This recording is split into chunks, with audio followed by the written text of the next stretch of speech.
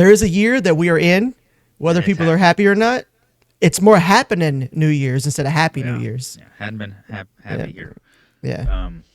Yeah, well, I guess this is the first one we're recording this year. So it's off to a great start. All right, first episode. Hell yeah. Yeah, we got the best drummer in the world here, so it's off to a good start. Technical Get the difficulties. fuck out of here. No technical difficulties at all. Oh, shit. So, fucking, I don't know. I had a list of stuff. We'll get that in front of me.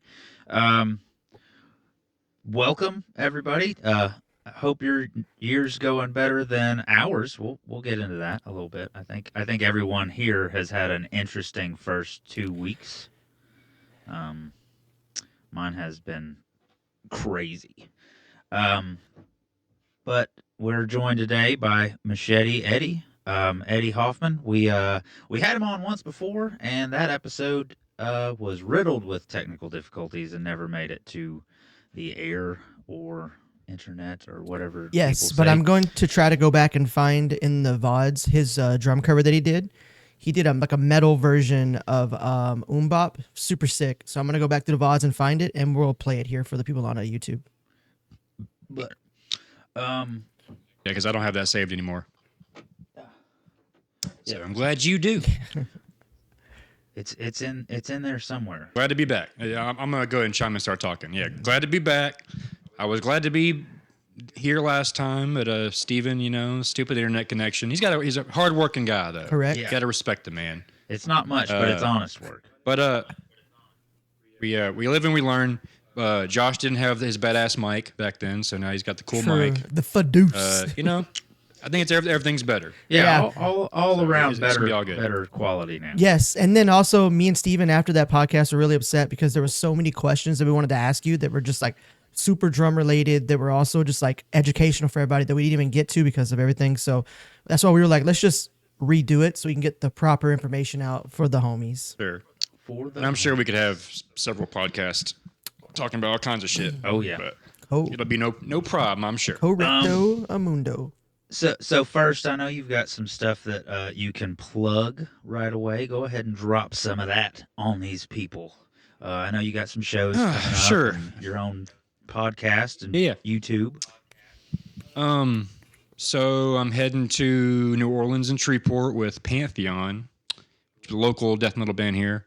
And that's January 27th, 28th, pretty sure. That's coming up in a couple weeks. I just jammed with them for the first time since, tightening up the stuff yesterday. Day before yesterday. And it went pretty well. So And is it like traditional death metal? Or is it like... Yeah, very old school sounding, just kind of straightforward. Love it. And yeah, I like it too. Arkansas Death Fest in May with the Heathen House. That turned out pretty fucking crazy. We got Lividity, Cephalotripsy, I guess is how you say it. It's got the guitars from Devourment. That's the best thing about. A bunch of other members. Shit. The best thing about like that. Not Devourment. Sorry, not Devourment. Disgorge. I meant to say Disgorge. Of That course. range That's still of good, metal though. is. But it's you never still know cool. how to pronounce the band names. You just know you like the music. But Embalmer is playing it. Let's see. Lividity, Internal Suffering is coming back. It's a 2-day thing. So, I mean, there's tons of bands from all over playing. There's hardly any Arkansas bands. So that's, what is the date? May. I need to get that date right. We'll post You'll it. see it, though. It's in May. I'll post the date right here for you guys right now. I should know that date by heart now, but I don't. It's too cold to think That's kind of the that biggest stuff. thing I'm looking forward to.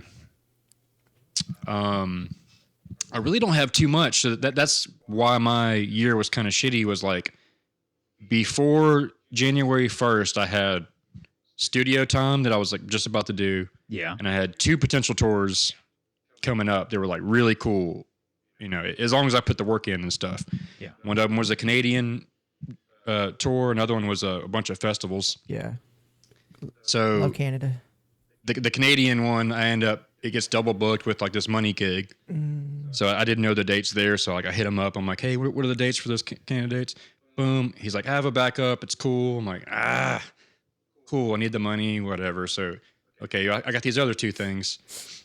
Then the other one that I was really looking forward to, they're like, we're just gonna use this other guy. He's like more local or whatever the reasons. Yeah. And I'm like, shit, because I was really Excited looking forward to about that one. Yeah. And then my local band, Nightspake, we're not jamming anymore with them either. Oh man. He has his homie, which is cool. They're cool, but it was kind of caught me off guard a little bit. Yeah. I was just about to hit the studio, so I was like, damn, all three of my like musical endeavors, like kind of all within like a couple weeks. And So it was weird. and the night band, that was the black metal band, right? Yeah. Yeah.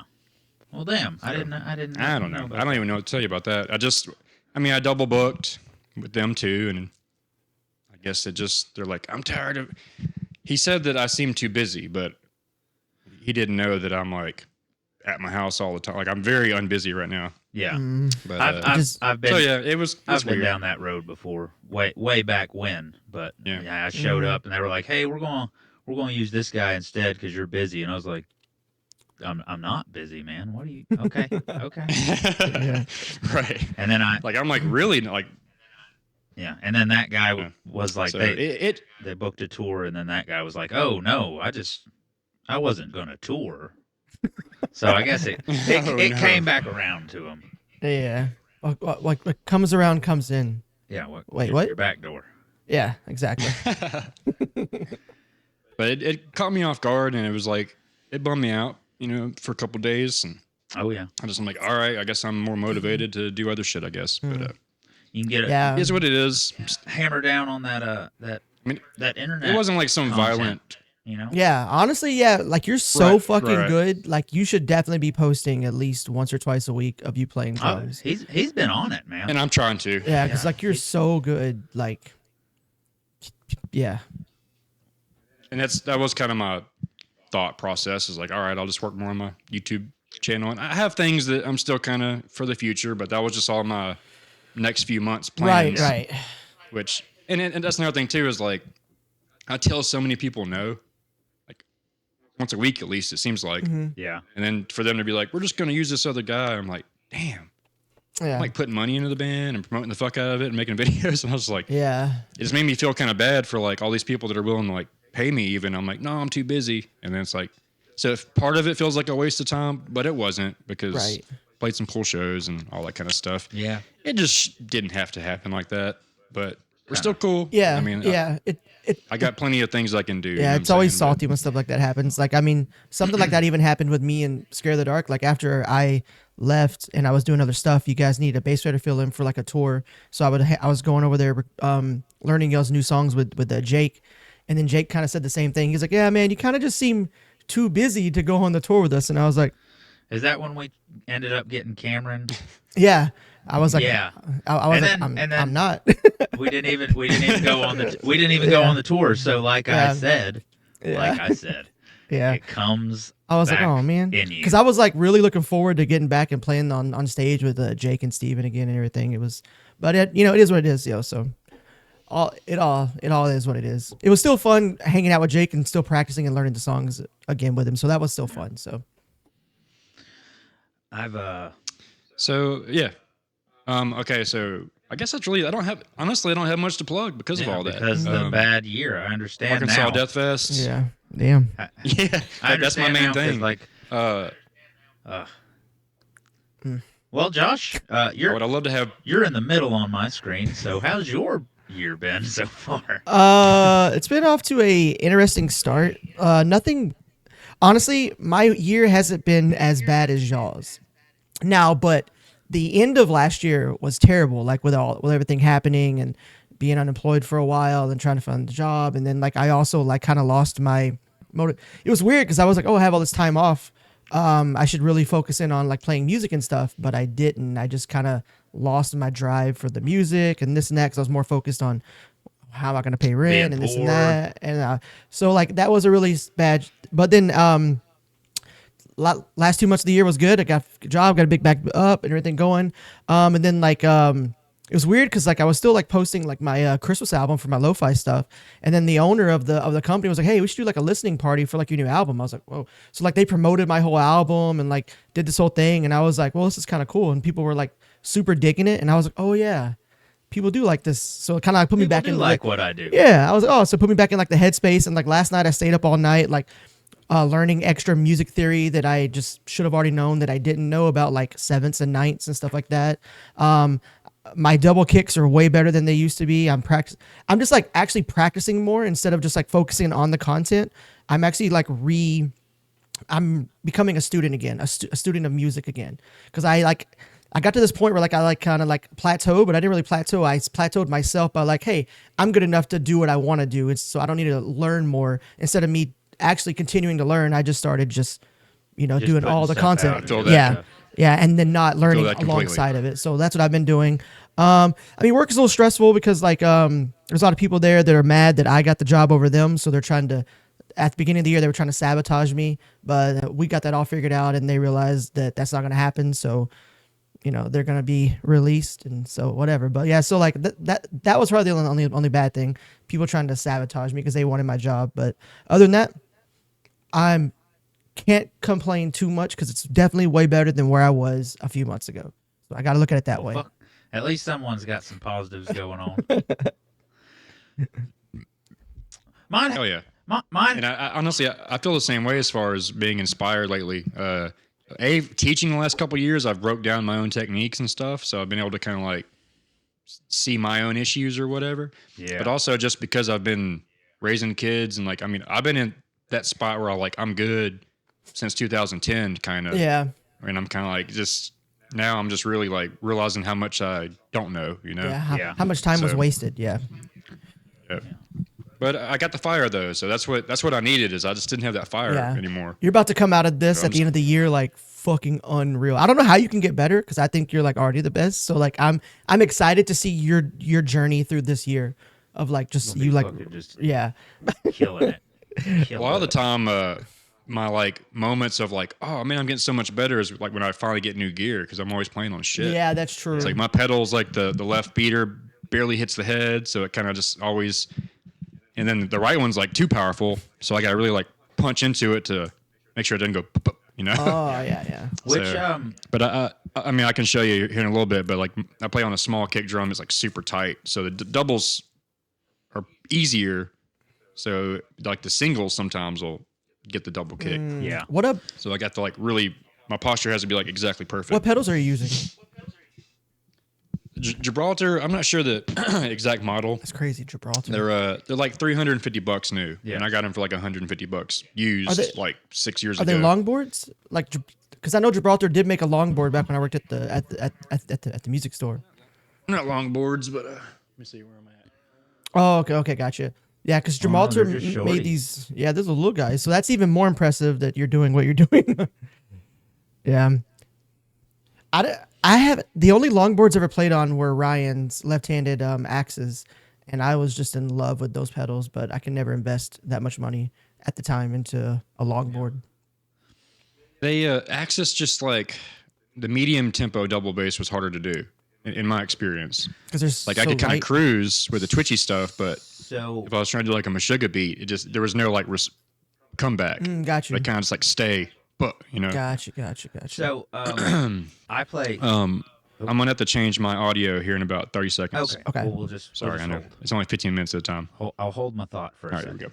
we go. Okay. So what I was gonna say is being the spoiled man I am, I guess, I play on the tricks, and I've been like this whole year, from January 1st to now, every time I get on my kit, I'm like, I'm not fucking recording anything today. I'm not trying to make any videos. I need to figure my shit out. Like, so I've used them for 2 years now, and I've just kind of accepted like that sometimes it flutters, I was like, fuck it, it doesn't matter. But then I started trying to record, and I've got, the trigger that picks it up, and then I've got an internal mic and a beater side mic. So if I'm not playing it just right and I've got 3 different things going, it's a pain. So I was like, all right, you've got all this equipment. You need to learn how to play to make good recordings. Like if you're wanting to, because like I told you, I'm starting to try to get into session work. I've got some stuff I'm doing for a band from Texarkana, Hasta La Victoria Siempre. I'm recording for Jake's new project. I was like, you've really got to crack down. And that's the thing with the direct drive longboards is those slower tempos can be so hard to do consistently. And what I have to do is like, so when I play fast, I'm at the bottom of the pedal, Mm-hmm. and when I'm heel toeing, I'm down at the bottom of the pedal. But if I want to do like a mid tempo constant or a mid tempo groove or anything that's like mid tempo, I have to slide my foot up and play the whole board. And that's been a big adjustment. Just going, from sitting straight up and having your legs right here to having to kind of push those legs forward. So mine's Using mine's different just been muscles. as far as drumming and my music stuff, I haven't had any bad luck this year. I've been working on that. Um, but I got fucking unexpectedly laid off right at Christmas, and that has carried over way longer than it was supposed to. So I've just been sitting here, I'm door dashing to try to make money and just whatever I can do. And I live in the middle of nowhere, so it's like I got to drive to go do that. So like I told Josh, we've been going to Dallas once a week, and we'll try to DoorDash in Dallas and make some money and for fuel, and we'll make like a day out of it. Go to the museum or something. Yeah. But, yeah. So that's my only bad luck is just well, no, we've had some animal mishaps here at the Womack farm. We had a cat get hurt, got in a fight with a raccoon, had to take him to the vet. Ended up What getting the him heck? fixed. Oh my god! So Cat got he's in a fight with a raccoon. With a raccoon. That's insane. No rabies or nothing. Okay, that's good. So, That's good. yeah, That's good. No rabies. He just had a little cut right here. Okay. So we ended up getting him fixed. You reminded me of two stories. What was that? You just reminded me of two different stories I can tell. If it involves a cat and a raccoon, that's crazy. So we ended up getting him fixed, and he's in the shop right now. So I've got to keep my shop like closed up and warm. And then my dog, getting anxious. He's got anxiety real bad, and has licked sores on his paw. So had to take him to the vet. Oh my god! It's just poor puppy. Yeah. He just the coyotes have been getting close to the house, and I guess at night he just like them howling has just been driving him crazy. Yeah. He just can't get comfortable. Yeah, got him on some medicine, and it's helping. That's fucking wild. And then you had to get ready for the winter storm. Yeah. Had to stormproof the house. It's supposed. It hadn't started snowing up there yet, has it, Eddie? No, it's just cold. I mean, it's like 15 degrees or something like that right now. Which is crazy because it's this morning when I went to work, it was 30 degrees, and I live in Arizona. And it was 30 degrees. Shit. Yeah, and that was at 8 o'clock. It wasn't like 19. at like 5 in the morning. Yeah, that was at 8 o'clock. Yeah, we're supposed to get like 8-9 inches. It just hasn't hit yet. Oh, hey-oh. You'll know when the 8-9 inches hit. It's like this big, right? You'll know when that 8 or 9 inches hit. Oh, skeet lotion. So, I wanted to talk a little drumming, but if you've got a raccoon story, let's hear a raccoon story. Well, I'll try to make it quick, but I was babysitting my kids while their mom went out like on a date or something, in Shreveport. And the one thing she said was make sure the cat doesn't, like, shut the door, make sure the cats don't get out because they're not fixed.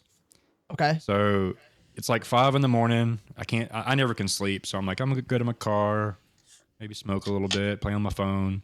I go in, like I'm hanging in my car for a while, and I get to walk back in, the door's open. I'm like, oh, fuck. And it's like I said, like 5 a.m. So it took until 10. So the whole thing was 5 hours. First, I'm on the porch, shaking food or whatever. Oh, yeah. One of the cats runs back in, but the other cat's trying to fuck. And I keep sitting there waiting to hear like, wow, or something. Yeah, here's some. So I eventually hear just like a scuff.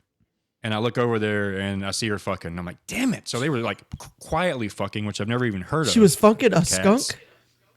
No. Oh. She's just fucking. Oh. Pepe Le Pew has hit again. I thought you said that you two saw a cats fucking. skunk and they were quietly Mon fucking. chéri. No. Two cats fucking. So I run over there and scare them, break them up, and she's under this like busted up Mustang that's been there for like 15 years. So it's like got flat tires and like I can't really reach up under there. And I mean, hours go by. I'm like fucking got tuna. I'm doing the whole shit. Oh, she got So plenty of eventually, tuna over there. And also this was back. I had a show with Goat Whore coming up in like a week and a half. So I'm just gonna throw that in there. You'll understand in a minute. So I see the cat's ass sticking out of the behind the tire, and I'm like, Ready dude, for I'm so old tired of this Pew. shit. I'm just gonna grab her by her hips and just yank her and just kind of snatch her up or whatever. So as soon as I grab her, she like bites this part of my hand and it's like bleeding, and I'm like, god damn it. So now she knows I'm like, now she doesn't trust me. So I'm like, dude, I'm just getting so tired. I was not trying to come out here for fucking 5 hours to chase a cat. 5 hours. So eventually we get a Hey, leaf blower. this cat's got some sex stamina, bro. 5 hours. No shit. So I take a leaf blower and I like, whoo, under the car. She runs out. She's in these little trees. I keep trying to like get her to, I'm trying to get her to. As soon as she like puts her head on me, I just snatch her by the neck. Yeah. And as soon as I do, she bites my fucking finger like on the knuckle. And this was like a month and a half, 2 months ago. I still can barely bend my fucking finger. Ooh. So basically, I didn't care. I'm like, she'll scratch me, whatever. I put her inside. The next day, my finger is like red, swollen as fuck. Yeah, I was gonna say cat bites. I'm like, can oh no, be I got the show coming rough. up. Yeah, and that's basically the gist of the story. Is like she bit the fuck out of my finger. It got red as fuck. I almost had to cancel the show. I got these cool gloves, little drum gloves, to kind of help me. But it's still fucked up, dude. I got like nerve damage in my fucking finger. That's so fucked up. So be careful with these fucking animals, y'all. Cats, these drummers. I think a house cat, like a normal house cat, I think it could fucking kill a person. Like if it absolutely. Maybe. Yeah, and they can fucking be maybe absolutely vicious. Like yeah. I remember a girl was breaking up her cats in Shreveport, and it like sliced her wrist or the top of her hand or something, and it cut a tendon. Like, oof, fucking gnarly. Like, I know when a house cat just. I know when owners die and there's a cat in the house, the cat will start eating the owner. Yeah, like within no time. Hell yeah, doesn't matter so, how much you love the cat or the cat loves you. Yeah, that cat don't get too. Snack. That's why I'm not a cat person. Like, okay, I don't hate cats, and I'm like, oh, that's a cute little kitty and everything, but I just feel like they're making sure there's no waste not, want not in the house, man. True. I mean, yeah, because they are. I mean, they're going. I don't green. know. Every time. What? Yeah. They care about the environment. Yeah. Yeah, because the dog would just be sad. Yeah. And then the cat would eat the dog too. So small dogs, you can look it up. They're like small dogs are more likely to start eating you sooner than big dogs. And big dogs often like won't eat at your face, but the little dogs will pick at your face first. Interesting.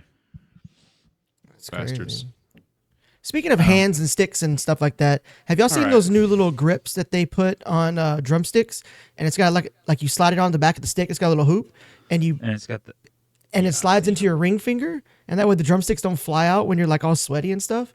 I was like, that's something. There's like a ring you put on. So it's like a little silicone. It's like a little silicone that slides into the stick, and there's like a little like silicone like tag that comes out, and you slide your ring finger into that tag, and you. Yeah, I was like, oh, okay. I've seen them. I've never seen anybody use them though. I haven't either. I just saw them. It's you like know who will probably use them? It's people with sweaty hands. The cowboy drummer. That motherfucker tries everything out. Yeah. Bro, but I love that guy. Could you imagine if you like take it and like it just spins around his hand? Him. Yeah, he would try him. Dude, he's funny. I always like every time we bring him up, I like to mention that he is in a band. If you're listening to this and you know who that guy is and you don't know he's in a band, he is the Dropout Kings, and they're pretty good. But no one ever pays attention to creators' bands. That's the weirdest thing to me. Yeah, because they just care about the content. They just care about the drummer. Anyway. Well, fuck. Let me dive into something here. So this is kind of going to cover two things that we spoke about the last time we were together, but I'm going to start it off with a little story about how I came into thinking about this. So, like I said, I've got all this fucking equipment back here, and I don't really know how to utilize it properly. And one of the things with that is I don't really know what like a non-processed snare should sound like through the different microphones, like through the top mic, the bottom mic, the side mic. I don't know what the kick should ideally sound like. I just know how I tune them to play, but I don't know if that like translates really well to a good recording. So I downloaded Signs of the Swarm's fucking Amongst the Low and Empty, that song that went viral, the drum tracks. And I was so you can listen to them unprocessed. yeah, so I could listen to the unprocessed drum tracks. Of course, they don't send the unprocessed kick. It's just triggers. But, Okay. I mean, that's pretty standard. And that's how I've kind of been... Never mind, good. That's how I've kind of been trying to figure out, like, my recording stuff. So you're reverse engineering it. Yeah. To, well, let's see. Does my snare sound something like this? Does this sound like something like this? And it helped. It did help. But that brings me to the next question I got. But Eddie, you were going to say something? What did you have? I don't even know if I should say it, but remember all the stuff they're talking about drummers with drum tracks, programmed drum tracks? Yeah, Oh, see, with that's where the I was kicks. that's where I was taking this. Yeah, the kicks. Okay. I just kind of feel like they were one of them. They have a song that's just like... It's that one. It's the one I was sitting in the about. crowd going like, dude, I don't know. Like, it's like infants sounding where it's just like, like so fast and precise. I just don't see. Now, I can just tell. Yeah, I know. I feel like I have an ear for it. Yeah, and that's like I don't know, so I hate to talk shit or whatever. that part is fast. That dude is insane. He is good. I've watched videos of him, but that's a part that he's never posted a video of him playing that part, like with the side view and everything. But I have heard a live performance of him doing that part where it's not perfect and it's slower. Instead of being the 16th note triplets, it's just the 16th notes. So that leads me to think that maybe they do back it sometimes, but I have seen live performances where it was sloppy. Like I heard it being sloppy. That's why people are like shitting on it so much, is like they think of it like cut and dry, like, oh, they can't even play double bass, but it's not that. It's just that those types of parts. Yeah. So like you could literally play the whole set and just at that part take your feet off the pedal and be like dun dun, dun doing the hand stuff. It's while literally the sample goes. That's the only part that's that insanely fast in the whole song. The songs, right. The song, that was the only moment in the set that I felt that way. Yeah, the most of that song's like 280 or 140, however you want to put your click. And that's fast, but it's not like unimaginably fast for 16th notes or 32nd notes. Now, 32nd note triplets at 140 or fucking 16th note triplets at 140, that's fucking insane. That's not happening. Not by human hands unless you're Riccardo Merlini. I gotta do my thing again. So let me pause.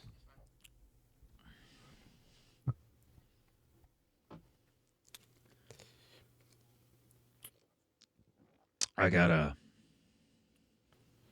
What is that? Oh, an IPA already? West Coast IPA?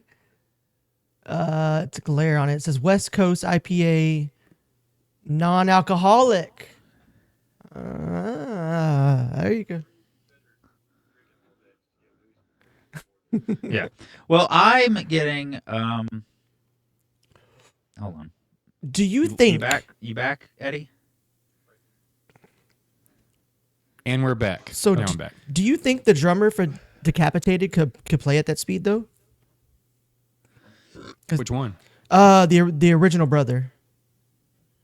Because he never really was crazy fast. Oh, really? Oh man, maybe I'm he just had like his own style.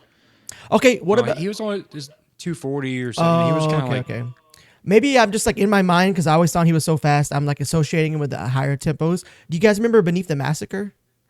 I toured with him. It's awesome. Of course I do. Was their drummer able to play all those kick parts that are like insane? Their new drummer. Right. Because I know like there's a lot of gravity blasts on like top of it. I didn't feel unsatisfied when I would watch them. Okay. Other people would kind of talk shit on it. Maybe the tracks were dumbed down. They probably were programmed. That was like the beginning of like program shit, or like whether it was or not, that was the beginning of like that quality of recording in death metal, especially with like a hardcore element. Gotcha. 'Cause Yeah. I feel like them, Despised Icon. I just made a post about this or something. I think it was on my last episode of Hired Gun. But Internal Bleeding, they're like recreated slam, but to me they kind of created deathcore because that was like the first blast beats and then dun dun dun and breakdown. dun dun dun, kind of like hardcore style breakdowns, and then Premonitions of War. Yeah, we're going back to like early 2000s, and I remember seeing them with Morbid Angel, Behemoth, Suffocation. They opened up, and I remember like the drummer had like the low drum set with like the high cymbal, and like it was just like first time I had heard like a China breakdown with death metal. yeah. Oh, So to me, yeah, that's that's a kinda long like time the- ago. Yeah, That was It's a the long- pioneer times. Yeah, it's a long time ago. Yeah, but but now deathcore isn't like when you say deathcore, they think like Infinite Annihilator. yeah. That's almost more like tech death type shit than Yeah. deathcore to me. I mean, I kind of get it now, but I don't know. That's my old See, and old head kind of feeling about the whole. yeah, to me, deathcore in itself is has subgenres. Like that Yes. subgenre has subgenres now. You got the blackened Yeah.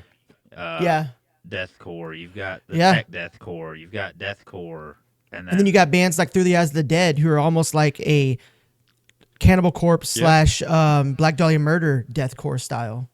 and then like Brand of Sacrifice. Like everyone lumps them in with blackened deathcore, but like to me they're like a completely different. Yeah, because they have a lot of. thing. I've never listened They've to a got the black metal band that had. EDM Yeah, style. that's what I was saying. I've never listened to a black metal band that had EDM in it. I mean, they have orchestra and stuff, but I've never just been at a black metal just show. Just like, Yeah, but and it's like they've got a lot of that, and I'm just like, whoa, that's not. Yeah, in the I've background. never. I think they would get kicked out of every black metal show if they did. I don't know. Those guys are fucking killer though. Like Oh, the band's amazing, but I mean, Yeah. like, you very know, black talented metal. people. Yeah. Yeah, Oh yeah. yeah. Aren't they from Canada? Yeah, Maybe. I think yeah, they they're, are they're from. Canadian. Oh wow, I knew something. I might be wrong, but I think they're from Alberta somewhere. Mhm. But I could be wrong there. Imagine if you named your kid Berta. Berta. Get over here, Berta. Berta and Bertha, the twins. Yeah, Berta Birth. Berta, Oh, that's Bertha. a Berta Bertha. Hey, Um, maybe that's how they started, vocals. Berta Bertha. Berta Bertha. Goofy. Yeah, that's some death clock. So, about the tracking stuff, the backtracked kicks. Another one that gets hit with that a lot's old Austin Archie from Lorna Mhm. Shore. Yep, Right. I don't know, man. Like he's good as watching fuck. videos of him, like he does seem like That he's good. pretty on point most of the time. But Yeah, those Meinl videos, or at least one of them, yeah, but he featured also him. That was like really badass. Yeah, like every song's almost the same tempo though. Like they play like 280 pretty much every song. Like they don't really I mean I think there's a couple parts where they go faster and there's a couple songs that are slower, but like that last album they did, like pretty much every song's 140 280. So it just seems like maybe that's his comfort zone, which is Yeah. a crazy comfort zone, but He definitely doesn't suck, and he's definitely playing most of it. yeah, But Yeah. I actually think that was the band that was being referenced. Yeah. or- they get I heard the, it from the a heat pretty- the most. Because what was the band that was when it started coming, like when this became like all on the internet, we were talking about it. What was the band that they actually, when they were like, hey, these kicks are tracked, because the drummer was like just playing, and he didn't even have beaters in his pedals. No beaters. So I think you might have heard that from me, Yeah. Yeah. possibly. I think this is Well, from the last episode. but we yeah, tried to but do. but also like when I first started hearing about the back tracks, the kicks being backtracked, I was watching Ryan Reynolds. No, not Ryan Reynolds. I was watching Ryan Reynolds straight from What's the his name? past drummer. Oh, Craig Reynolds, yeah, because Yeah. he does a stream where he like tries to I like was watching find out. Deadpool. Yeah, and then I was like, wait a minute, but like he does a stream where he like breaks it down and tries to find if they're actually doing it, and he also brought it up too about that, and that's why they started doing the segment where they're trying to find people that track their kicks. The guy that he confronted, Craig Reynolds, he admitted to it, and he had an injury, like on his non-dominant leg. So they were, for that tour, instead of getting someone to fill in, they were just tracking all the double kick parts. So See, he now would just that play that what I he think could is play okay. right-footed, Yeah. and then they would track that. So I think that's okay. Craig Reynolds Yeah, I can see eventually brought that back up and kind of was like, I said something, and he confirmed, and then he was like, kind of, around the bushing about other people. But yeah, because I know he did the Austin Archie too. Yeah, but with Austin, he uses foot blasters, so his kick is moot anyway. It's mute and moot. It's like it doesn't really matter if he has his beaters in there. Because I know. Interesting. Because I know that's interesting. On my trick pedals, like I don't need the beaters. The way the spring is on tricks, like it's gonna do what it's gonna do whether you get that hit. Of course, the hit's gonna help with the recoil, right? But they will do what they do without. You can set how far it goes, and then when it reaches that point, it's gonna come back. So I don't know if he uses that tricks story. or I not. think. Go ahead. Right. My source works for like a drum company that was filming them at a show, and that's when he was like, "Oh shit, he didn't have beaters." Yeah. Now, if he's using foot blasters, that explains it. Maybe he doesn't even need them, unless he knows he's making a video. Yeah. Maybe he only uses exactly the beaters. Drum tech might have fucked up. There might not have been enough time to put them back. I don't know. Yeah. But he does. He is. I don't know if he's sponsored, endorsed, or if he just uses them. But he does use foot blasters. I feel like that would still feel very weird if you didn't have beaters in, even if you had foot blasters, because you still have to like hit it at the right spot. Yeah. The beater stops it in the same spot. So if you didn't have beaters, I don't even know if that's really possible to play tighter. I think it would be harder because you have to like hit the sweet spot. I think it would kind of suck for sure. But like I said, like with my with my tricks, like if you sent that top spring enough, you're not gonna go past a certain point. Like I don't know, it's weird. I haven't tried it without beaters. If I ever get foot blasters, I will try it, and I will tell y'all how I feel. But man, I just got a new trigger, and it's so nice. What's the you probably saw brand? the post. It's you got the Roland, the RT 30. Okay, gotcha. I had an RT10 that I was using forever. Anything you've seen of me was a 10, and I don't know how much shittier that is than a 30, but if I can pop that 30 on and like, if you do the math. No, I'm joking. It worked great. It's 20 shittier. I'm joking. But yeah, that was a Christmas present from my students. They gave me like a that's fucking $70 card. That's sick. Now I work at Guitar Center, so I got a discount on my trigger, which is like $130, and then boom, bada boom. Yeah, as soon as I popped it on, doubles were flying like perfectly. I was like, dude, because before that I was like taping it every day. I had to like untape it and retape it. Because just the hot to cold would like undo the tape a little bit, and it has to be like pressed firmly. Yeah. All that spongy stuff was like gone, or it was just pressed into the plastic. So yeah, I'm pretty fucking stoked on having a new real trigger. That's fucking. But sick. everybody kept saying, "Get foot blasters, get foot blasters." I'm just like, I don't know. I'm not trying to like restart my journey. My shit. I just need a trigger that works. You do have to kind of relearn what you're doing. They say. I would imagine. I'm gonna try foot blasters, just because I use the same trigger as you do, but I can't find that sweet spot. Like I'm either gonna pick up my third tom when I hit it on my kick, dude, I'm having that problem, and get my doubles, or I'm not gonna get consistent doubles, and I'm not gonna pick up that tom. Now I've got my trigger. That tom is really pissing me off. Yeah, mine's like right above the rim, you know. So you hit that, it resonates through the rim, and boom, I've got fucking a little blast of fucking kicks that are coming through on my tom fills. Hmm. But I've Kicks are hitting from the tom. I got tom firing a Through little the- bit. Like I'll be blasting and shit, and you'll hear my tom going boo boo boo boo boo boo boo boo boo. Yeah. I'm like, what the fuck? Hey, that's Yeah, see, no the only sound. thing I have triggered on here is I've got my rim shots for my snare triggered. Like I've got the snare triggered. I'm fucking this up. Heh. I've got the trigger on my snare set so that like it's only picking up real strong hits. I might try to get it to where it's picking up the blasts too, but I've got plenty of pickup on the snare. I got and plenty the of kick. pickup. So I don't have I the just, tom triggers. So I slowly, I don't like fucking with my shit. So like I'll just kind of like slowly add a cymbal, slowly add a mic here and there or whatever. But so I started using a real snare, put a mic on it, and then I'm like, oh, I can put a trigger on it, so I have a trigger and a mic. But I had this other mic that I was going to use because I have 2 real toms with triggers on them. Mm-hmm. I was going to do a floor tom. I was going to fuck with it. And I just couldn't, I don't have a good floor tom mic. So it didn't sound like boom. It just sounded like, whoo. It just didn't sound good. So I didn't use it. So I just have like a normal trigger for that. But I had that mic sitting there for like a few days. And I'm like, oh shit, I'm going to stick that under my snare for like have 2 mics on a snare and a trigger.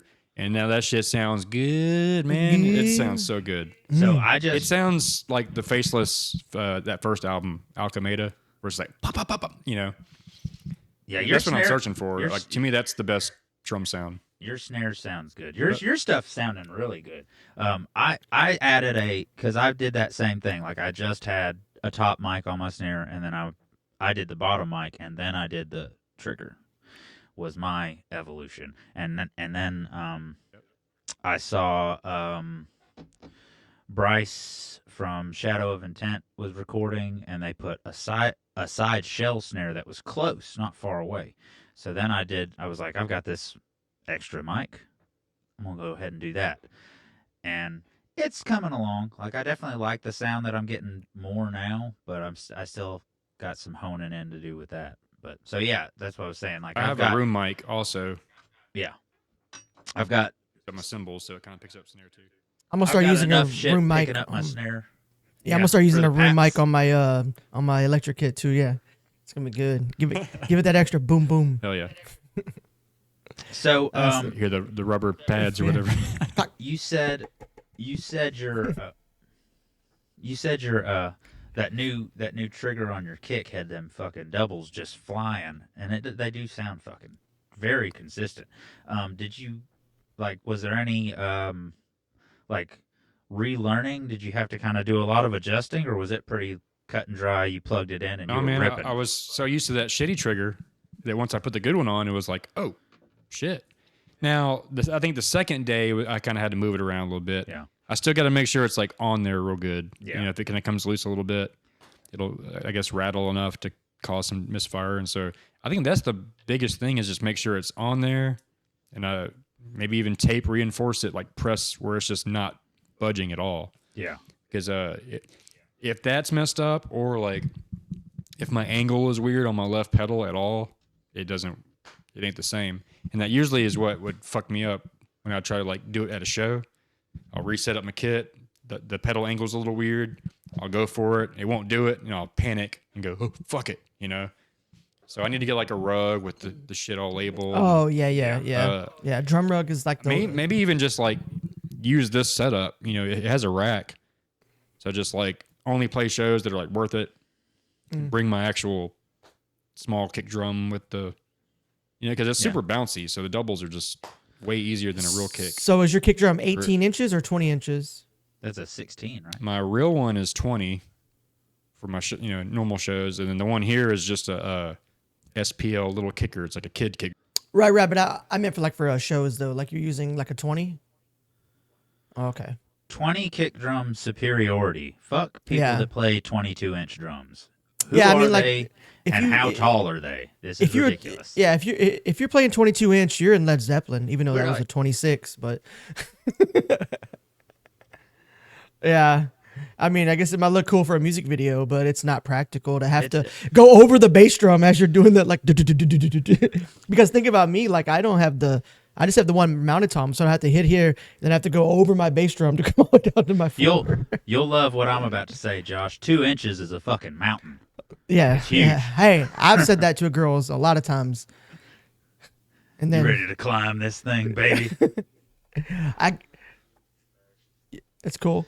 They hit on this 4 inches of hard mountain drum set. Oh my gosh, yeah. Well, I was telling him, Steven, that I recorded my drum cover because I thought we were doing it. So Yeah. oh well. I did not. I have it saved.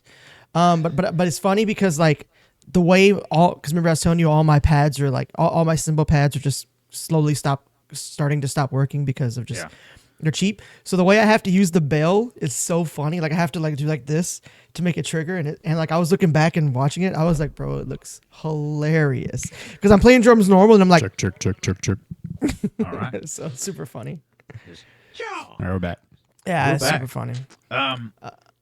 So what were we talking about? Oh yeah, 20-inch kick drums.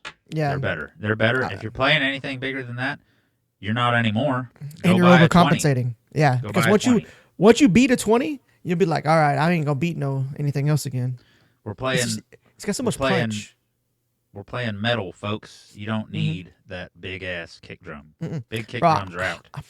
I'm thinking about because I'm gonna buy an acoustic set this year. I'm looking at some kits and the kick drums are 16 inches, and I'm like, I'll make that work. Oh yeah, I love those. Like the Ludwig.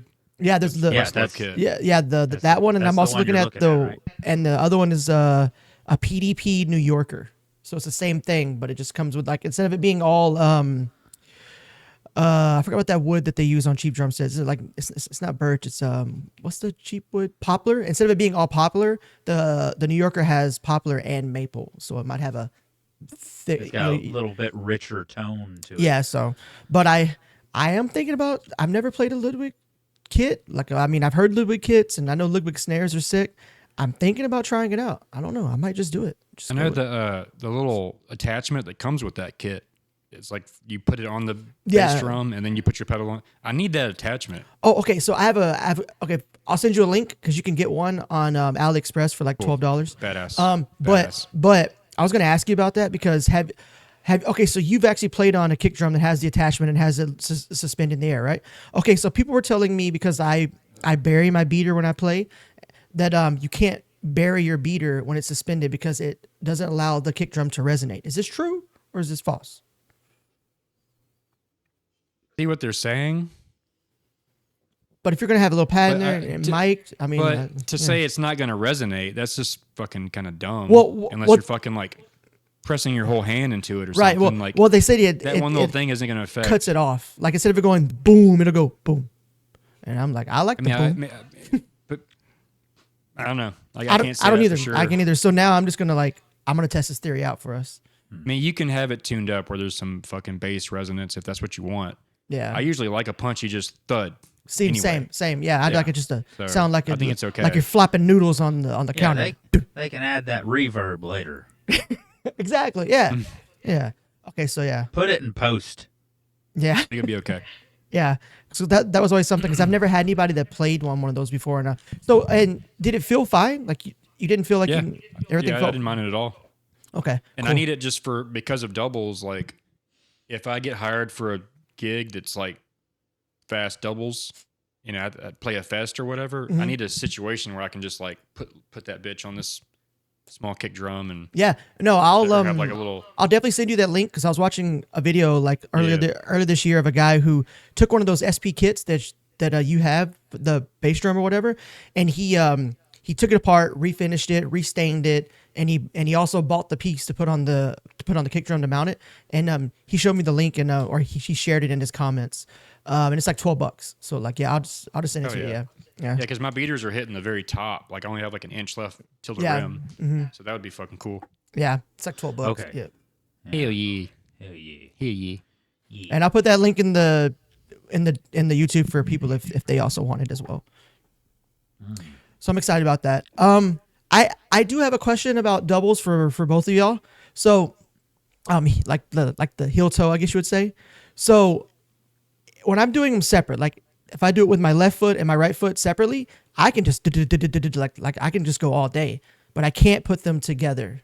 Is that something that y'all had problems with, or is it something that I just need to like? Cause I can do like each foot separately is I have no problem doing like just doubles, like but I can't put it together. So I don't know if it's something I'm mentally doing or yeah. So do y'all have any advice for me or people that are listening about like that? Well, it's usually your left foot is the harder one. Well, it'd be right for Josh. It'd be right, but my right is like just as strong as my left. So like I have the stamina and everything. So like it's totally fine. I just can't. Are you going strike and then getting a second beat, or are you really going like boop boop boop boop boop and feeling? Yeah, so I'm going heel, and then I'm catching the rebound with my toe. I guess like the actual heel toe. Where you're doing this the whole time. Real deal heel toe, not like a pressure double. Yeah, because I don't have longboards. I just have regular short. Even still, anytime I've ever seen anybody doing it like that, it didn't sound clean. Like the double bass sound like it has like a little wavy sound to it. So I should try to maybe try different techniques, or maybe you're saying I should try a pressure technique. So what is it? Yeah, what does that look like? The way we do it, or I do it, I don't know how Steven does it, but it's almost like you're just going up, up, up, up, up, up, up, up, up, up. You just so when I'm doing that, my heel's up, up, up, up, up, up, and then I do it again, but with my heel down with a certain posture, and I get the doubles to come through. So like I can't just do that on any kit on any pedal. I mean, I have to do it like on my shit. Mm-hmm. Yeah, but I'm thinking of it like up, up, up, up, up, up, up, but it's going. So you're not actually going like, you know. Oh, okay. So you're thinking of the first hit with your balls of your feet as one line, and then the heels is like a second line. Well, when I'm doing doubles, it's almost like I think you're pressing to the head, kind of, and then when you hit your heel, bop, it hits it, and then when you return your position, it hits the second one. Mm-hmm. Right. Yeah. So you're just kind of going. You're thinking of it halftime, up, up, up, up, up, up, up, up, up, when you're going super fast. Okay. Yeah, okay. like I said, my But problem. My problem originally was that I would try to count the burrs, and then my feet would try to do that too when I was trying to heel toe, and I was getting just a sloppy, fluttery, flippity floop. So then I just started counting the half time, 1 and 2 and 3 and 4 and or 1 2 3 4, whatever you want to do. But I do kind of, when it's faster, I do like what Eddie said. It's just like a certain posture, and I'm just getting that double bounce from the pressure. Like my foot's kind of, sometimes even my heel's not leaving the floor. I'm just kind of like waddling. Yeah, that's what I was thinking. Getting those doubles. I'm not actually, especially if you're trying to go faster, I'm not actually doing the whole movement, right? Like fluidly. Same. I'm banging my heels down. Yeah, I'm kind of Trey from Fetus actually explained it as when a cat kneads. Okay. That's kind of what your foot's doing. It's almost like you're using the middle of your foot to press. Yeah. But you don't have a striking point on your middle of your foot, but like it feels like you're trying to use the middle of your foot because you're seesawing kind of like going like so if you put the pressure on there, you can kind of find it. Right, like seesawing. Yeah, maybe I just need to try to figure out how to get that seesaw started because, like, in my mind, I'm just doing the doubles. Because it's weird because I like learned the heel toe thing because I wanted to be able to do one-footed pointing or like pointing or like feels like that. So like, and that's how I learned that because like that's how like I guess the gospel kids did it. So I was like, oh, that's cool. A lot of gospel kids be doing that slide, and I have never been able to figure that out. And now I've learned that way, and I've learned both of my feet that way, and now I'm like, oh shit, this is maybe not the right way. Yeah, to I always do did a slide forever. Kind of natural. I don't know. I've tried to explain it to people, and it's recently. Yeah, I'm like, shit. Some people just don't get it. I can't get the slide, but I swivel. Like I've just always. Like I thought I invented swivel when I finally figured it out. I would just throw my foot, and it was like effortless. Just I would get that. Oh fuck! Oh yeah! I invented something. And then, that lesson, I talk swivel, and then I talk that little double slide. And I think a lot of people think it's strike move, but it's actually you're moving your foot back for a strike, pop, and then you're back to position, pop. So it's like pop-oop. So it's Pop back. oop. So Not it's, not so, pop oop. So Pop see, oop. I've never tried it that way, so maybe. So it's maybe back I could forward? get it. It's just- back forward. If you go strike forward, then you have to come back again, and it doesn't make sense. Yeah, and so it's that's- actually bip up. It's like the and one. Yeah, Bip I'm up. definitely gonna try that back forward. and that's like the second strike is harder than the first one. Bat boom boom pop pop pop. Or that was a triplet, but that was supposed to be a snare on that third one. I got you. that was supposed to be a snare. And that's like Jesse was saying. But yeah, he'll it's do- like he'll do a- the triplet like that. He'll do the Yeah. slide, and I guess what he does is the back, forward, and then ankle movement.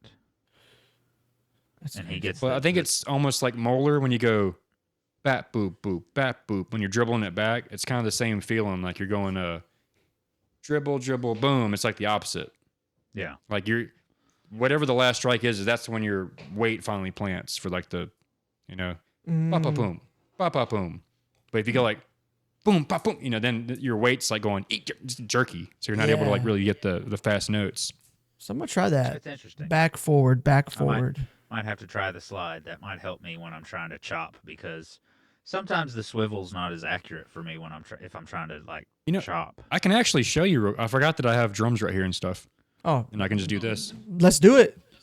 Just get into. I can get into it.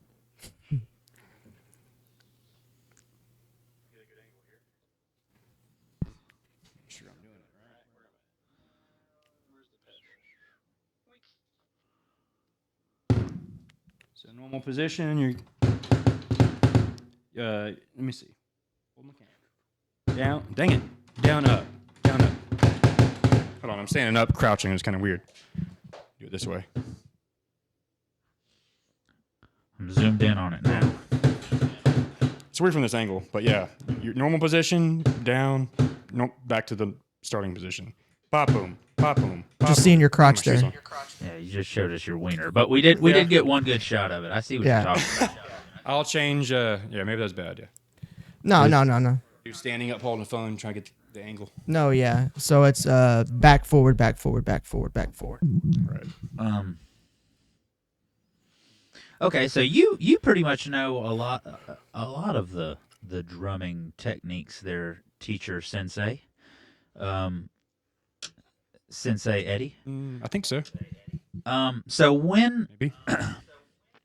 you know a good deal of them, you got the slide, at least on the feet, slide, heel toe, swivel, all this and that. Which at what points do you use them? Do you use the slide like a lot, or is it more of just when you're fucking around? If I'm doing like a funky boom, but a cat style beat. Yeah. If I'm going, like you said, gospel style or Portnoy or whatever, this type of stuff, I'm usually sliding. I will swivel sometimes. It just kind of depends on, like, I guess, where on the kit I am, how my weight is, just whatever my body naturally. Because that's the thing about learning different techniques is, like, your body will shift into that technique appropriately, once you develop them. So I don't think it's like, don't do that technique, fuck that technique, like try to Learn 'em figure it all. out, because Yeah, learn them all. I mean, if it just really isn't happening, then move on. But I think it's worth figuring out. And if your instinct is to go like, it's stupid, it's probably because you're just jealous that you can't do it. Yeah. Which is a feeling that I have all the time with shit. That two-handed blast, the Dirk blast.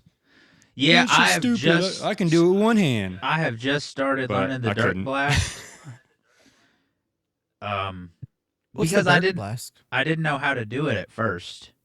Like, I was just seeing people do it, and I was like, what sticking are they using where they're doing that? So the Dirk blast, Eddie, I believe, is about to demonstrate. Cool this time. If you've got relatively like even arms, your hands can stay even. It's very good for faster stuff because you're not wearing yourself out. Mm. But if you don't have even hands, you got to work on your weak hand to get it up to be able to benefit to be able to using this particular A lot technique. of people do the triplet Dirk blast, which is where I feel like it's kind of lame because it's slower. Yeah, Go like, weak sauce. wait, hold on. Oh, so you're alternating. Oh, you're alternating. Sorry, it's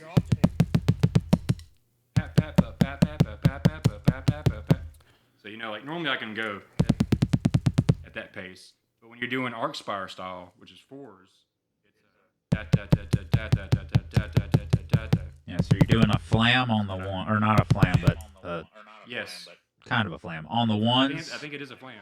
Yeah. Yeah. I mean,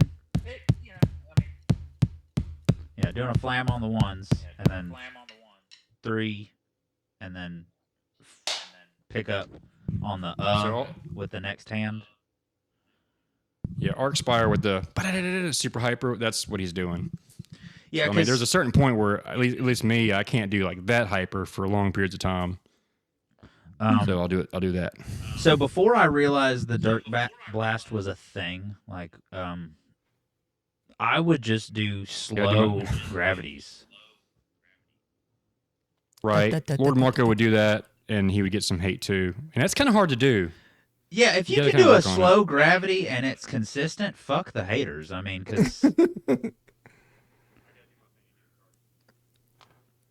Yeah, fuck the haters, because they are a bunch of pickled pig feet heads. If you can gravity slow and make it consistent, that's pretty tough. I mean, because you really got to control that. The fast shit, like snare just go burr, you know. You're just... Snare go burr. Snare go outside. It cold. But that's... That's why I learned gravity blast. Wasn't even to do really fast stuff. It was just to do stuff that was a little out of my range. I wasn't even thinking of, doing it just crazy fast. I was like, I want to blast at 140 and I can't. So let me just do this. I guess at like that bugga kind of speed, you can get some momentum where it actually sounds pretty good. But if you're going like bugga, that's the point where it's kind of like, I don't know. It has to have enough momentum to have a smack on the, if it's just like too slow. And doubles are the same way. Like if you're going, it's kind of stupid. Yeah. It doesn't sound good. I do still practice. It has to be enough momentum.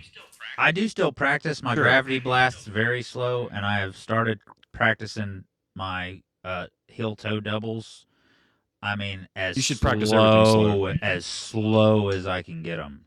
Like if I can get it down to 16th notes at 120, that's what I'm gonna run with that. I'm just gonna do that for a while, and that's what I've started doing warming up, and it's helped out a lot. That's something I would never practice that slow or as slow as I could.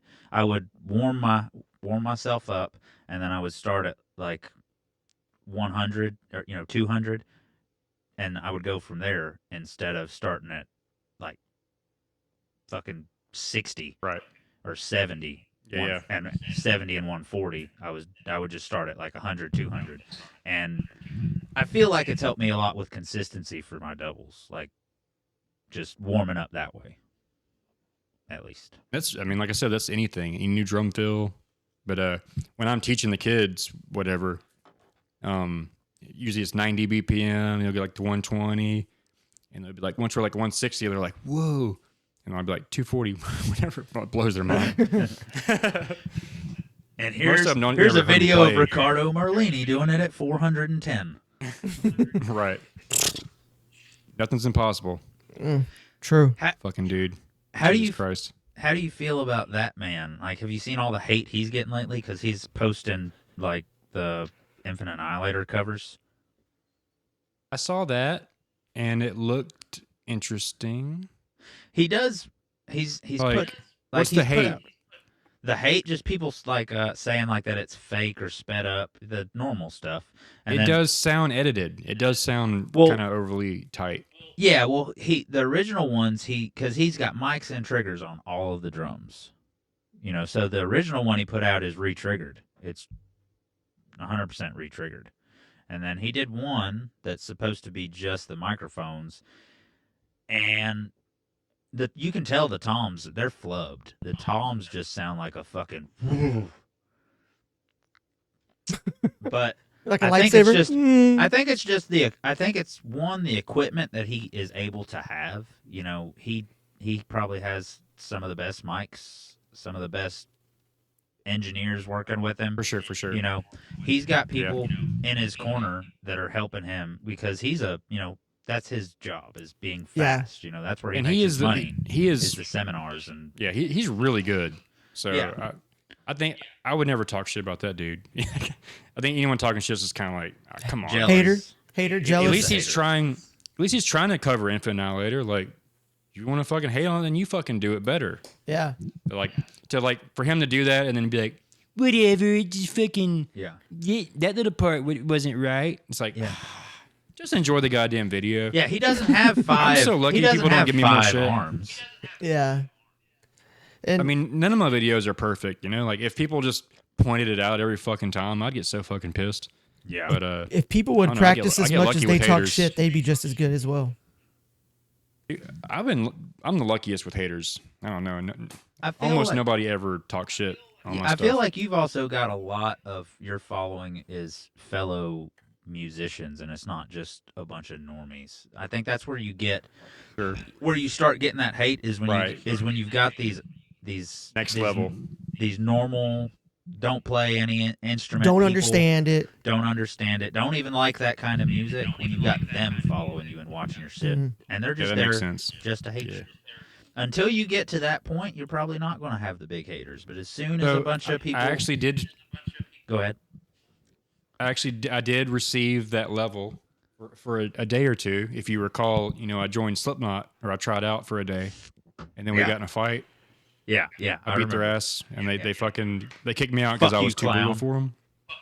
Wait, hang on. What? You didn't know that? You didn't, No, you didn't see no. all That happened. Yeah. No, hang on. What? That happened. You joined Slipknot and got in a fight with them and got Yes. kicked out? They posted me as the new drummer, and then after our first jam, they were like talking about me not like playing the shit too fast or whatever, and I called them like a pussy or something, like kind of a smart assy, and then one thing led to another, and I like beat the fuck out of Clown and the fucking new bass player. I don't even know his fucking name.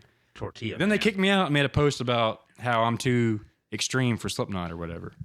So anyway, when that happened, my fucking Google Trends spiked, dude. Like, I have it saved. It's hilarious. Oh my My god. girlfriend looked it up.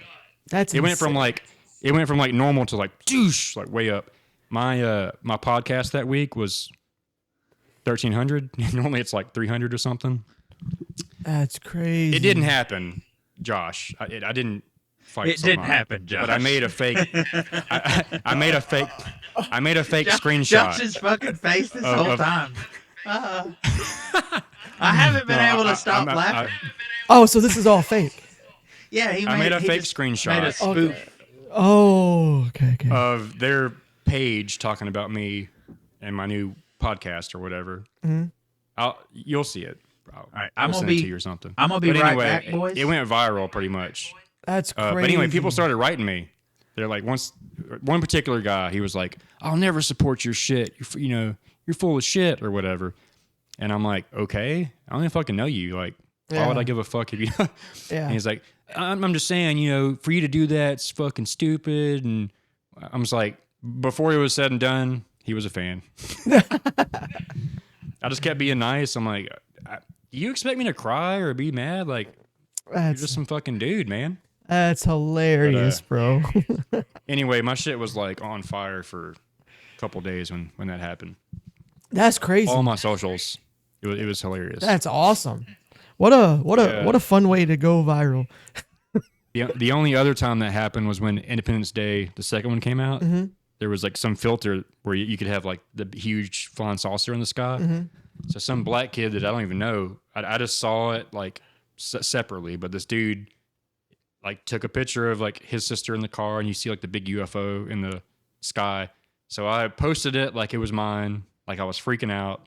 I'm like, I just saw this, and then it evaporated in the sky. Fucking Barksdale Air Force is up to some crazy shit. And it went like 10 million fucking shares or something. It was on my old page. 10 million? Oh my god. It was like insane.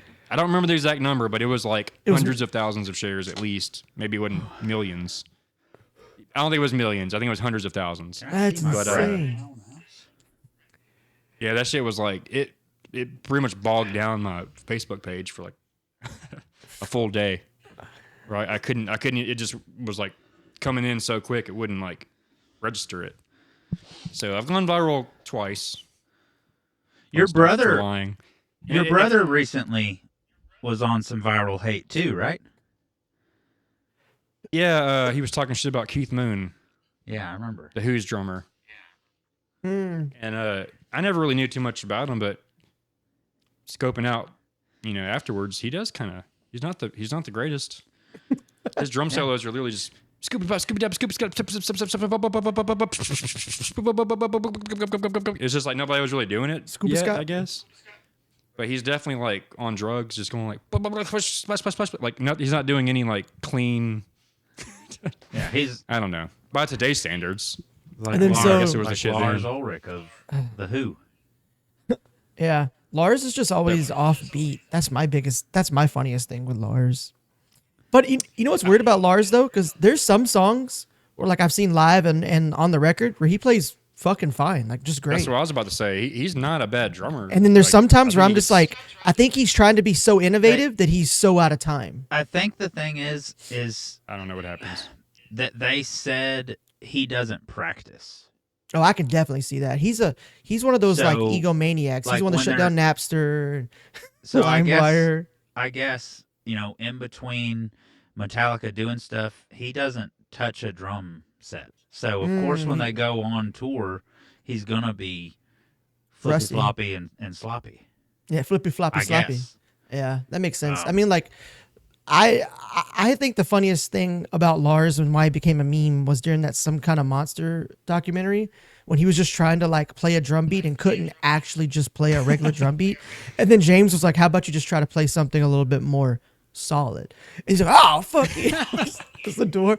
Like that's when I was like, okay. Up Hell until yeah. then, everybody was just like, "Oh, Lars tries to do out of time fills and this and that, and that's just his thing." But up until that moment, there was no like Lars sucks at drums until then. So he, because of what They did it to Steven- themselves. yeah, did it themselves about like him not practicing, and then that whole thing, like that was embarrassing.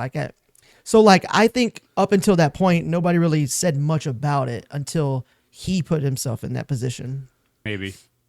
I know I was watching that one movie on Netflix where it's like half a movie, half a concert. I don't know if y'all watched that. Is it But, by who's that by? It's Metallica. I don't know what it's called or whatever, but it'll play like a scene of a movie and then it'll be like a concert and it keeps going back and forth. It's kind of weird. But anyway, Lars is killing it, dude. He's doing 120%. Everything is like Tommy Lee style. All his double bass is like all leg. He's playing hard as fuck. Yeah. And solid. So I was like, man, maybe he's not like the fastest, and maybe he's got, and also like the weird Master of Puppets like stabs, those little things. They wrote it that way. Yeah. Like Lars didn't write that. They did. Yeah. Yeah. I heard He that. just did his drums to the guitar parts that they presented to him. And I think Hetfield even like wrote the drums for a lot of the early shit because he plays drums too. That So I that think also he- kind of makes sense actually. Yeah, that's now. what I'm saying. Is like I think they want. go ahead. I'm saying they want those little stabs in there, and it makes him sound. It makes him lucky he sucks, but he's matching the guitar riff, and they play it tight. So Yeah, Yeah, I I know, he think- shouldn't get so much hate. yeah, he does get too much hate. I hate Metallica. I don't like their drum parts. I've never liked much of their music at all. I grew up with understand. Metallica. I understand what they've done for metal. That they are one of the big five or whatever the fuck. Mhm. I get that. I get that. Lars has some good stuff. He had some fills back in the day when he was younger, trying to figure shit out. That. Mhm. I mean, I'm with you too. I was never Yeah. like huge into Metallica. But I'm just Yeah. I don't like him. Don't like Lars's drumming. But after learning what I now know, that he just he didn't write that stuff earlier on, and he just doesn't practice. It's like, okay, yeah, it makes sense. He's just he's not in love with the instrument, maybe, but Yeah. he does like to play it, or Yeah, he's in or love likes with money or whatever. shows. Whatever. Like yeah, That's fine. That's cool. I get it. But, still just not a big fan of their music or his drumming. I am on the fence with that. I grew up with Metallica and I love Metallica, but I also, as you get older and mature as a musician, you start to see the flaws in his drumming live. Not that he's a bad drummer, that's what I'm not saying at all, but like it's exactly what Steven said. Like I felt like with every album, Metallica got better, and with every album, Lars got worse. So like that's, and then at some point they just kind of passed each other. And so, but I mean, like at the same time, you know, it's so much of a different time. And like, I do appreciate all the musicians back in the 80s. Like they didn't have any way to learn music except by just like watching somebody or like listening to like a cassette tape or whatever. Kind of like how like we learned how to play music. Or if they had, you know, parents putting them through lessons. It's not Yeah. like now where you've got so much free information for your you can whatever literally instrument download at your Musician fingertips. on your It's awesome. phone, and then you can learn everything in like a month. Like you could be such a good musician relatively in like 3 months if you like with all the information out there right now. That's not how it was when I was younger. I would have loved to have had this information when I was younger. Oh my God. You God. about ready to? You got to switch over again, Eddie? Okay. Yeah. The amount of free information that's out there. We've talked about this multiple times. It's amazing. It does make me jealous. Like Jealous. I do wish that I had the amount of information that YouTube. Check. YouTube was what it is now. When we were younger, you know, we were just right at the beginnings of all of it, and there was people like doing some stuff, but you know, we were filming stuff on potato grade cameras. You know, Yeah. you couldn't see what this man was doing to blast like that. People weren't breaking stuff down, so yeah, it definitely is for a lot of reasons. I'm just jealous of what Very the jealous. youth have Yeah. at the tips of their fingers. I feel like I was lucky. I was at the perfect age when technology started shifting to social media and all that. And I was like 19, so I had already kind of developed my craft, already had a band, already knew what I wanted. Yeah. So it kind of worked out. But real quick, do you have an example of maybe like a Lars Ulrich? Never say his last name. A Lars of death metal? Because I do. Wait, like Who would you say? Oh, like a in drummer. death metal, who's the band Who's the Lars of where the drummer just Death metal. the band got better, but the drummers stayed shitty? Probably every band I was in. No, I'm Because joking. I would say Cannibal Corpse. Cannibal Corpse? 100%. Oh yeah, well, dude, the whole front is sick, and then he's just like, and I love Yeah. Paul. He's Yeah. not gonna see this. Paul's fucking sick. But, You know, and the same thing happened with them We're with gonna Chris tag him Burns. in it. You know, same thing happened with Chris Burns. Yeah, but like, they got rid of old Barnesy though. yeah, well, yeah. So saying they got rid of him because they were getting better and his voice was getting worse. Well, I think it was like his patterns and shit. Maybe his voice too. Well, like But I remember in the documentary they said that he just wasn't able to carry the weight that he did in his younger days. And then everybody was criticizing them because after that happened and he got kicked out or whatever or mutually left, he had that first record with 6 Feet Under. Amazing. That first 6 Feet Under album is sick. Classic death metal. Everything after that though. Yeah, but that was it. And so that shows that they were right. Like he did that one album, sick, and everybody's like, "Oh, you're so wrong. You're so wrong." But then everything after, you could tell his voice deteriorated, and especially during those AC/DC covers. Yeah. So when I first was getting into death metal, that 6 Feet Under CD Bringer of Blood came out. And it came with the DVD, and this is like the beginning of DVDs. This is like the first ever like that album. Oh shit. Okay. So Me too. me and the Cancer War guys were all stoked. We're like, oh, it's a 6 Feet Under DVD, dude. You know. So we put it in, and it's like he's just smoking a blunt, talking, and it's like really cheap. We're like, okay, it's kind of cool. But those songs are fucking awful. Terrible. I'm telling you, That's nothing like was, the worst album ever, dude. yeah, nothing was And, better than that first 6 Feet Under album. Now, I tried so I will hard say the to like Shadow of that the album. Reaper song was good. That came out for So- like in 25 or 25, 2005 or 6. So No, man. that brings me to something. It's always been awful. I want to ask because like, do you think 6 Feet Under would have made it without Chris Barnes being part of Cannibal Corpse before? Do you think they would have made it ever? How many? Maybe. Well, Maybe. yeah, because But not to the stature that they are now. yeah, because Right. like Correct. I do appreciate in the earlier albums, not not the ones that sucked, but like, you know, I do appreciate how like simplistic it was, but it was just simplistic, just death metal, like, you know, just like old school vibe to it. Like, I don't know, back to it, but like I'm telling you, I that know. first album was amazing. Like, it really was actually really a good album. I think that could be said I think for it's like the What's it a called? lot of bands, though. You know, like there's so many talented, good acts out there, and then someone leaves a big band and starts a new band that's absolute garbage, and they get like put on this pedestal. It's called The Haunted. Came out September the 1st, 1995. The Haunted. That's the album I'm The talking about. Haunted. Yeah.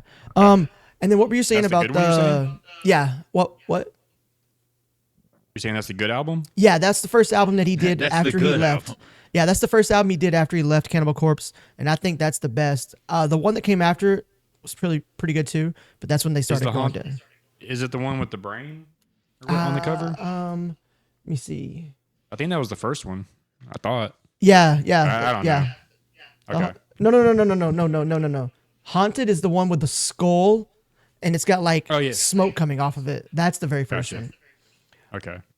That was another thing. I remember buying a DVD from Suncoast, 6 Feet Under DVD, and it was so bad. It was just Yeah. a far off shot at a fest. I'm like, dude, what the fuck? Yeah, This like is I awful. and I always try to support them because I liked that first album, but it's hard when it's that bad. Like, I mean, it's just bad. Like Yeah. like I don't even know how they even were like. I guess at some point you're just like, let's just Fuck it. let's just cut a record, Dude, baby. Dude, there's no way. There's absolutely no fucking way everyone was on board for that single The Rope or whatever that just went viral when they released it a year I haven't even ago. heard of that. Oh, I haven't even man. heard of that. Oh my god. That and the guitar riff is fucking sick. It's fucking just it's just like you're like, yeah, and then he's like Well, yeah, his band is badass right now. Yeah. Hugo on drums. Yeah. Jeff Hugel. He's always had But- He's always had good musicians. Good music. Well, okay, I don't always, but I know the albums that I was watching. His guitar player was always good. I don't. Guitarist is good. Yeah, I don't mean like The bass player was with a pick going bugga bugga bugga bugga bugga. Yeah. And the drummer's just like bagga bugga bagga bugga bagga bugga bagga Oh. bugga. That's like his move. It's like Motorhead beats. Yeah. I meant like I should have prefaced myself. I meant the guitar player. I always thought had some nice riffs. What is I going on thought over Steven here? was taking off a hair hat or like a wig or something. I was like, what the fuck? He was holding it out and it was just like all in his hand. He just takes his wig and damn, brushes you it and puts it fake back on. my damn headphones were stuck in my hair. They're starting to hurt my ears. Gotcha. Yeah, Josh, you've got to check out. It's The Rope, I think. You've I'm got gonna go and to. pull You've the got to tab hear up right that now. song. It is. so I can- You've seen it. They got the meme where it's the black dudes in the studio. And you're Yeah. like, yeah. No way. Yeah, And then it dude, kicks it's in. They're like, so bad. Like the riff is just like fucking just. It makes you want to All right. do this. Oh, is it called The Noose? The Noose, maybe. maybe. That could be right. Are we going to jam it live, real time? No, we'll get copyrighted for sure. Yeah, because I mean, like 6 Feet Under's so bad now. They got to hang on to whatever monetization that they can Yeah. get. It's crazy too because I was just thinking this earlier today. I think like their logo it says SFU Yeah, SFU 6 Yeah. and I always just think it says shut the fuck up. Shut the fuck up. shut the fuck up. It's like a huge banner Yeah. that says shut the fuck up. So it said it came out in 2020. Is that correct or Yeah, it probably has been. That could- yeah, long sounds ago. right. okay? I knew it had been at least a year or two, but I mean that sounds right. That's crazy. Yeah. I think it just. I don't think it went viral when it dropped. True. I think it might have taken a little while. Right. I'll have to watch it. Yeah, that's Or It's maybe, also like or maybe not it's an been awful that long. album. And I just, the days are long, but the years are short as you get older. It's ridiculous. Like that's a Yep, strange. no strange it's a strange life. like honestly. every day is 500 hours long, but the years it's like a blink. That's crazy that you said that because that's exactly how it feels. That's kind of weird. The days are long, but there never seems to be enough time in them either. That's another thing. Man. Okay, We're speaking getting, of we're getting DVDs, fucking deep. speaking of DVDs, what was your favorite first like metal DVD that you watched? So I remember I got the and that I have a handful of them. First of all, the vulgar videos, the Pantera vulgar videos. Oh yeah, okay, yeah. I watch those like all the time. But I got Cannibal Corpse Live Cannibalism. The Skater Kid gave it to me. It was still VHS, and I wasn't into death metal yet. So like I remember I tried to watch it. I'm like, hell yeah, I'm gonna love this because the artwork's sick as fuck. Mm-hmm. And it's just like song 1, ooh, song 2, ooh, song 3. But I'm like, dude, every song is like this fucking ooh with blast beats or whatever. So then I smoked weed and watched it, and I was like, okay. And I made it all the way through. So it became a ritual where it's like I have to get like really stoned before I watch it. Otherwise, I'll hate it. That's how I feel about folk and music. I gotta get same thing with like my buddy Jared gave me a Gateways to Annihilation for my birthday once, Morbid Angel. Yeah. Not Gateways. The one with Where the Slime Live, Domination. And I just couldn't get into it. It's just like every song sounds the same. So it took expletive seeing like local death metal before I was like, plus they're just jammy. They're a little more digestible. They're not like stereotypical death metal. Right. But it took me playing it before I started appreciating, which I still never really got that into like Cannibal Corpse because of the drumming, you know? So it took like seeing Derek Roddy and like top tier drummers before I even wanted to like get back into drumming. Because I played as a kid, but my brother's already like so sick that I just didn't see the point. Gotcha. And then eventually I got into metal and death metal, and then I was just the metal guy, and he was like everything else. Wait, so are you better than your brother, or in your eyes? I wouldn't say that. They're different. I'm better at blast beats and death. Yeah. He doesn't do the whole metal take, right? Like he's kind of everything. I'm not saying he can't, but everything I've seen, he's got like that groove feel. He was chop. In late 90s, early 2000, he was big into Meshuggah and Dillinger and Candiria and all that kind of stuff. And he started a band called Mataba that was supposed to be like the next big thing. This is in Phoenix, Tempe. And everything just went wrong. They lost the studio. His girlfriend broke up with him. He had to move back home. And it really was a big fucking deal for his life because he was like the man over there. Mm-hmm. So when he moved back home, he started just gigging with my dad and shit. Or gigging, whatever, local stuff. Yeah. So then like time just passed where he was just like a gigging drummer, and then he got older and he just didn't really want to like prove himself like that anymore. Gotcha. But he's doing good now with his YouTube channel and stuff. But you can go and say what it is, and then we'll also put the link down below as well. I think it's just John Hoffman Drums, I believe. Okay. Yeah, I've seen I've seen him post in like drum groups, and I think it's either John Hoffman Drums or John Hoffman Drummer. One of those. Right. But I'm sure you'll find it if you want to find it. So yeah, man, he's 7 years older. So he was already a beast before I even really was doing anything. So I was big into martial arts growing up. Got it. And then he ended up moving away, and then I had to move. And so there was like a few years where I wasn't really good at anything. So I got better at art at that time. And then eventually and I was like backyard wrestling. I was going to be a wrestler. Oh my God. Then I was big into it.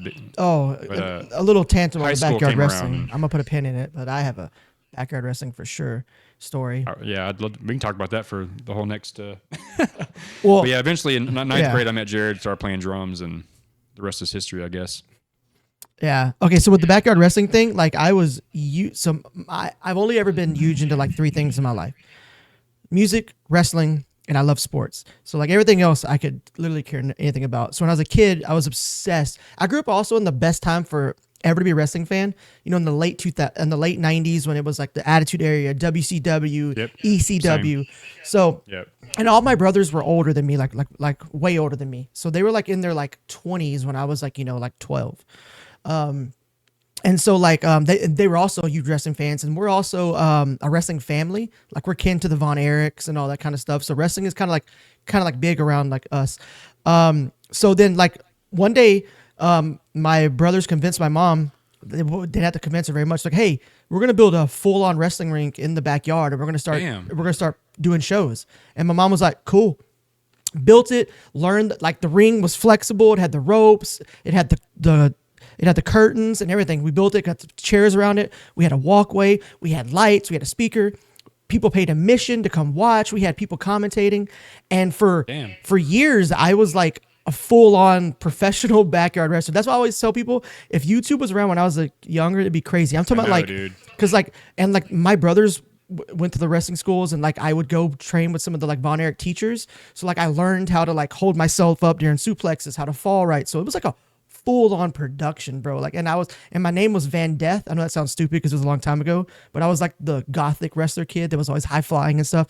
I remember jumping off of like our roof, doing like 3 backflips into like a fucking burning treehouse. Like, I mean, it was just insane. Like we had a whole, and like one of my friends, he was like, "Oh, bro, this is like probably like 6 years ago." He said, "Dude, I found the tapes of the backyard wrestling stuff," but then I never heard from him again. So I hope he's okay. Joey, hope you're okay, buddy.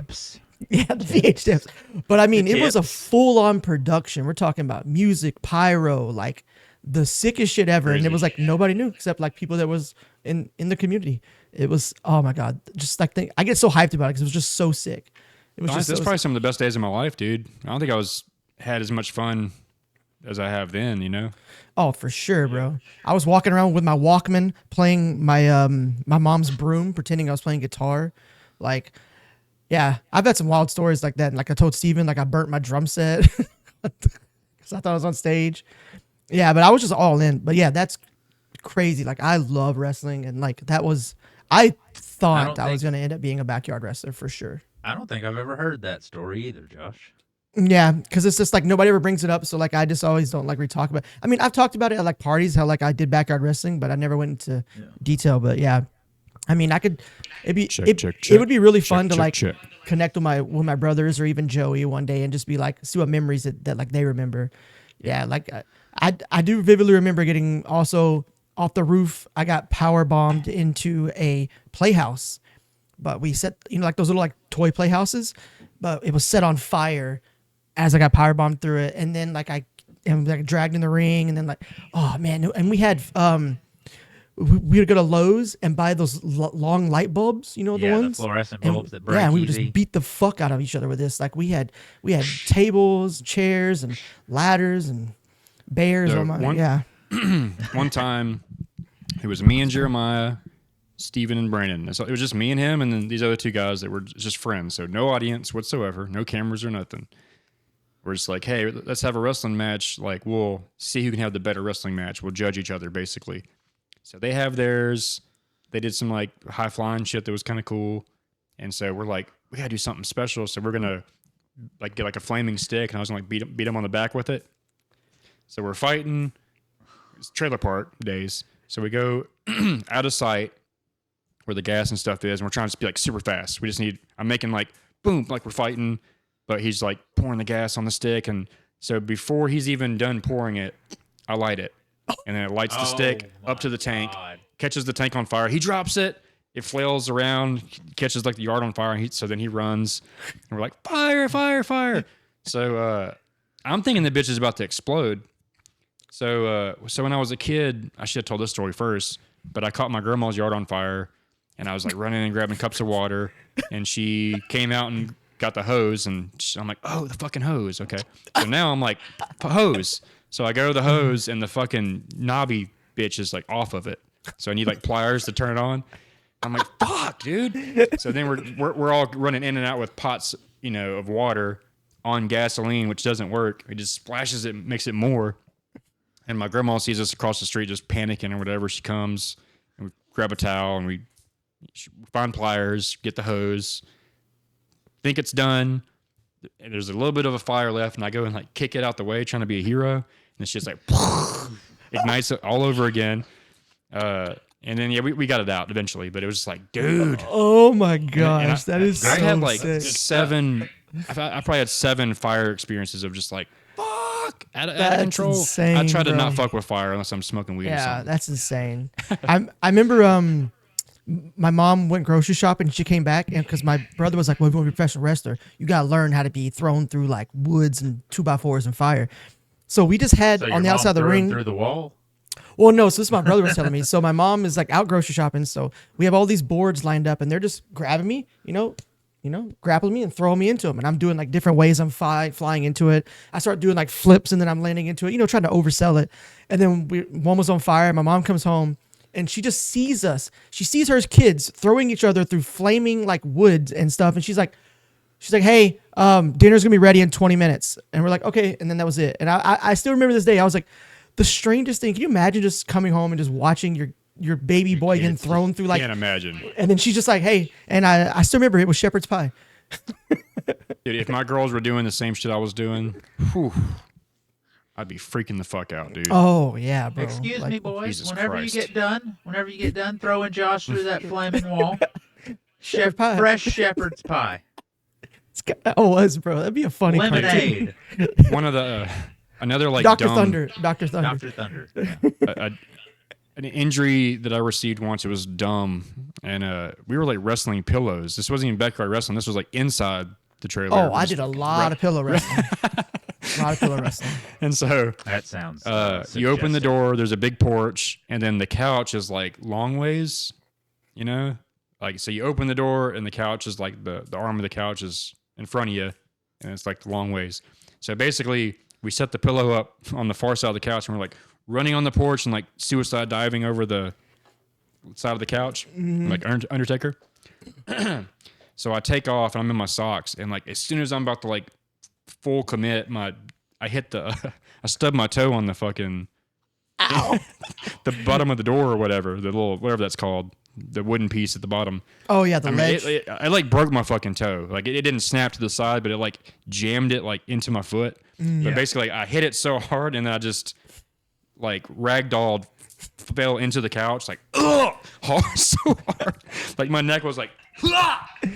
See, this shit's so It hurt, funny to dude. me. Like Fuck. and then I remember. So we were at Tipitino's, and this one I was doing a reach out. And we were like practicing, Oh, shit. and we're all in the hallway talking about, because like Ben also knows I love wrestling and all that.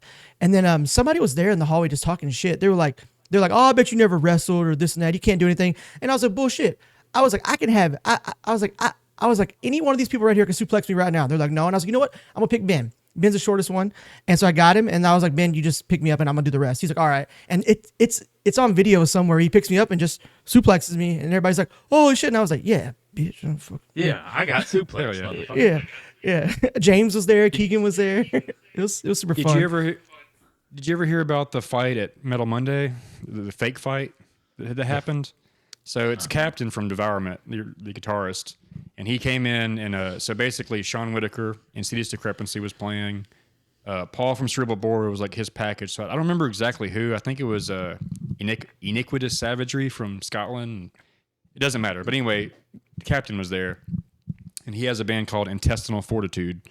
And all it is like a fake band that ends up getting in a fight like every show. That's so sick. So he came in as a one-man band, and he was just like, I'm a fucking rock star, you fucking suck, I'm a fucking bad motherfucker, you're a fucking faggot, kind of shit. Like just like total derpy rock star. Yeah. Shitty drum machine. The Dallas Cowboys kick ass. Fuck the Saints.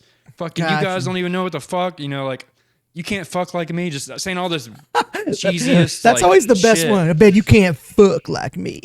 so I know what he's doing, but nobody else does. So I'm just like, fuck you. No, you suck. Boo. I'm getting people just like trash him or whatever. Yeah. I go up there and we get up fighting. Like I have him in a headlock. I got the mic and I'm like, with my back to the crowd. This is so sick. I'm slinging him to the ground, and then like I have other friends that don't know it's fake, so they're getting up and they're putting him in a fucking cop hold and shit, and I'm like, it's fake, it's fake, it's fake. And We're just everyone, joking. even my girlfriend at the time, thought it was real. Hey, it's just a goof, man.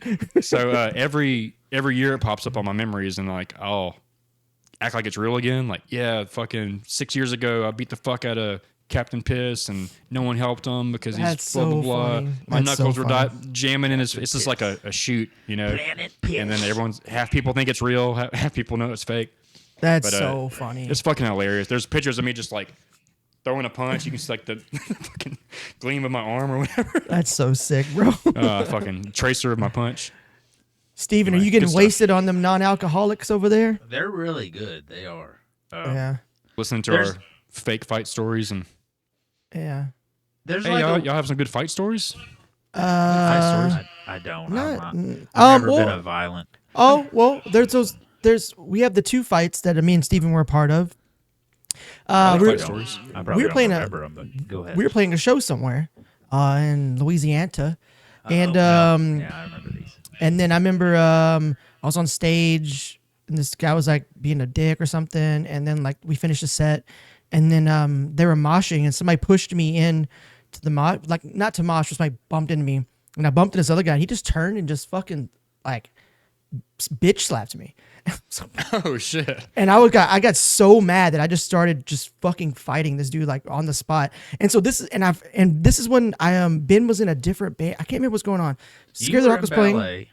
Yeah, Scared of the but Dark and Whoa Nelly was playing. Whoa Nelly, that's what it was, because Ben was also there too. Yeah, Ben Lafitte. You're safe And then if so Ben's there. I started fighting this guy, and then I remember he punched me again in the face, and I cuts me, and I started fighting him, and then all of a sudden the whole bar just on this one dude just beats the shit out of him, and then he gets thrown outside, and they tie him up, and then the cops come and get him, and I just remember after that being like, whoa, that was like my first like fight at a show that I've ever had to be a part of, and then I had drank a shitload of $1 Mickeys all night in the Right. glass bottle, So and then that's Steven.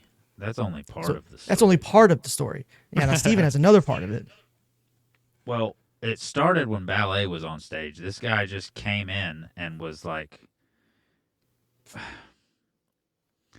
he was fucking terrorizing the show. He came in. It was the same guy, yeah. Just to fight people. You can always spot those dudes. Like Yeah. he wasn't crowd killing or anything like that. He wasn't a metal show goer. He was just being a coming dick. in there and like hitting people in the back of the head. Yeah, like straight Like, punches. Yeah. So Oh, he that's did right, that- because I was in ballet. I was on stage. He did that once when Ballet was there on stage. He got taken out, and then when Scared or Whoa Nelly, whichever band I was playing for, that right there, was on stage, he came in again. Once before he hit Josh and got taken out again, he hit some girl, I think. Like in the back of her neck or some shit. Yeah, Just- yeah. Like, just and come somehow in this there. guy keeps getting back in. Yeah, and he And keeps it's- getting back in. So the funny part about when he hit Josh is, like, of course he hits one of the homies. Everyone's fucking... I'm up on stage playing drums on the fucking drum riser, so I'm above everybody. I can see all of this shit. So the guy comes in, and, like, whatever happens. He hits Josh, and I see there's this ruckus. Kyle, his big long ass, he's up. He's, like, trying to pull the guy off. Ben Lafitte's little bitty. He's down there fucking getting at it. And old Tom Cruise... It's fucking just. No, he was at the bar. Oh, that's right. That's right. He was that's at right. the bar with a beer. Oh, This yeah. motherfucker takes his beer bottle. I forgot and about tries- this part. He tries to break it on the bar. Be all cool, man, I guess. I watched him hit that bottle on the bar like 3 times. At this point, I'm just standing up. There's a video. I'm just standing up. I'm in front of my drum set, just keeping time. And Keeping time with Jake the and all them are cymbals. just. They're still playing guitar. I'm just up like, huh? Y'all need my assistance? Y'all need it? But old fucking James, he finally gives up and throws the bottle in the trash and runs You have over a there and Langoria? gets involved. Yeah. Okay. Yeah, he's just But- like, I've heard that dude's fucking Yeah, pretty that crazy. video is so funny. Unfortunately, that video is gone now due to everything we ever had Well, ever I being think- gone. I think someone else posted the video of the fight. It wasn't on the Scared of the Dark. Oh, okay, so that It's might be out, but somewhere out there. it's a funny video. Steven just playing drums, and then you see him kind of stand up and still play, and then you see him just kind of like Walk cymbals, around the drum and he's set. and he's walking around the drum set. And he's kind of just standing in front of the drum set, just hitting. He's like, "Oh no, they punched him," and he throws a stick, and everybody just rushes. That happened once for me at a Metal Monday. Malignant was playing, and Jeff from Cancer Horror is like my best friend. He's there, and this dude's going nuts. And I just like watched it in slow mo. Like he elbows him in the face, like hard, like accidentally. He's just not paying attention. Bam! So I see Jeff like boom, start getting mad, and so I go like get up, thinking it's about to go down, and then like I guess the guy was, I don't know how it went down, but he got backdropped, like straight up wrestling style. Before Jeff even did anything, someone else like grabbed him and was like, and his feet were just like in the air, like bam, and I sat back down and continued the song. But I That's was so like, funny. Is it happening? Oh, okay, never mind, we're good. Yeah, I mean, violence is Probably happened. a part of the metal show going experience, which it's never been a part of it that I've particularly enjoyed. I'm not. Same. I don't want to beat the fuck out of people when I listen to music. I'm the guy that's standing there like this. I'm boring at shows. Yeah. But mosh fights happen. But the instance that we were talking about was someone just being like malicious. And that shit's uncalled for. I don't know. I don't know how often that happens, if it happens much, but that was the only time I witnessed it, and it was annoying. I mean, say that's the very least. And you guys are very familiar with like hate moshing and the hot shots kind of era. Well, maybe not. Y'all weren't there for that, I guess. Wait, what'd you say? But still, just like you cut out. Shreveport got pretty fucking. No. Let me make sure I'm good. You're just familiar with like hate moshing and the whole violent yeah. bullshit. So for you guys to be like, okay, this was like too much. It's Yeah. You're familiar with like the way things go or whatever. Yeah. Because the Shreveport scene was getting pretty crazy there for a minute. Mm-hmm. Whenever I was booking at Hot Shots and Bush Nickies, I think this was after you guys were kind of away, but yeah, it's a small place and it's like fucking super violent. So most people would be like talking every show. There'd be like the big hoo-ha or whatever about it's too violent because the mixture of mosh pitting, you got the old dudes trying to push mosh and getting kicked in the face or whatever. Yeah. But I love the energy. I love that fucking me being aware that I need to like keep my fucking guard. I like the energy. I'm just not big on the taking part. Well, there's also two parts to that. Like, there's the hate mosh that you're talking about. But there's also what just like normal hardcore, where it's like everybody is doing the moves and everybody is being aggressive, but they're also not trying to hurt anybody. And if somebody gets knocked down or somebody gets hit, they immediately help them and get them out of the way. So it's a difference between that and then just maliciously just trying to be a punchy asshole. Like, there's a difference, like, you know what I mean? Like, if you watch any like hardcore shows now, like even Trapped or Ice just had a show released like a couple of days ago. And I watched the video, it's the same thing, just crazy energy. Everybody's just on the stage, but also at the same time, nobody's actually there to hurt each other. They're just trying to, experience music in their own way. Yeah. I zoned out for a second. What? No. Yeah, I got penis. I'm back. Check. I was listening. I just had to. I was just staring at my camera feed. Like, who is this guy?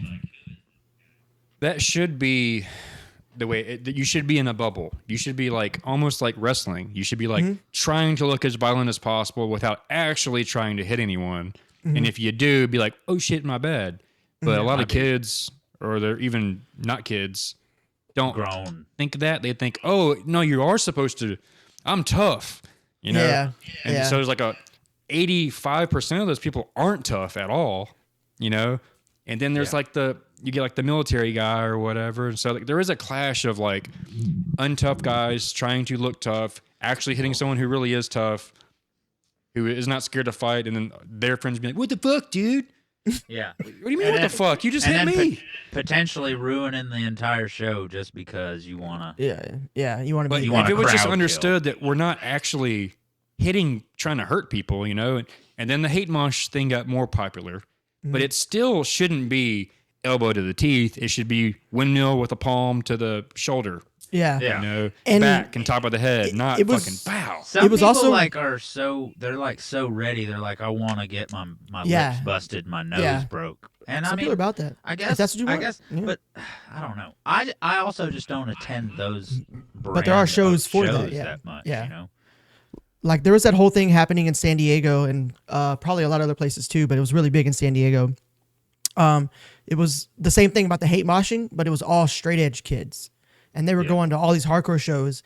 And if you're outside smoking a cigarette or drinking, or like if they even think you're like, being weird, like they'll literally gang fight you.